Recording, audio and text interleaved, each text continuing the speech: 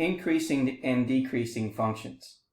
The graph shown here to the right in figure 22 rises from point A to point B, and then it falls from B to C, and then it rises again from C to D. The function f is said to be increasing on the interval going from A to B, since it's increasing here. It's decreasing on the interval from B to C, and increasing again on C to D. So let's go ahead and take a look at that here. So it's increasing from A to B, which means it's increasing on the interval from A to B. And it's decreasing from B to C. And so therefore we can see that it's decreasing from B to C.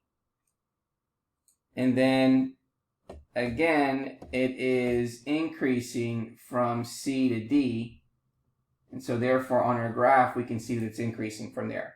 Now notice that if x1 and x2 are any two numbers that's between A and B, then x1 is less than x2, and the height, or the y value here, f of x1 is going to be less than f of x2. We use this as a defining property of an increasing function. So, if a function f is called increasing on an interval I, if the output f of x1 is less than f of x2, whenever x1 is less than x2 in the interval. And then it is called decreasing on I if f of x1 is greater than f of x2, whenever x1 is less than x2.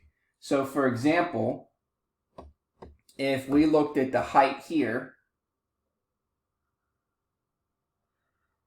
and we call this f of x3,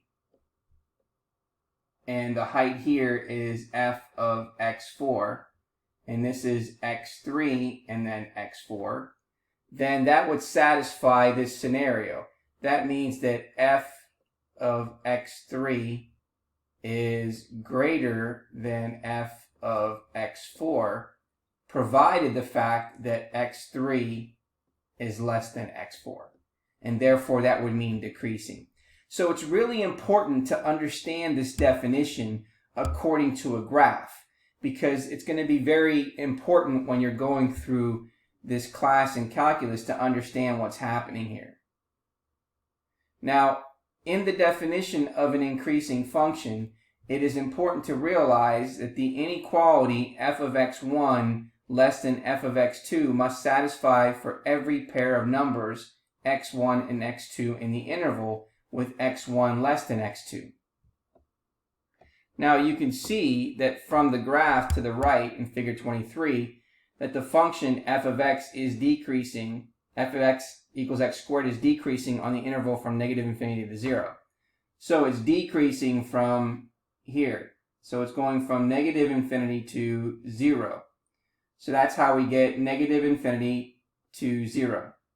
And then if you notice here that it is increasing from 0 to positive infinity.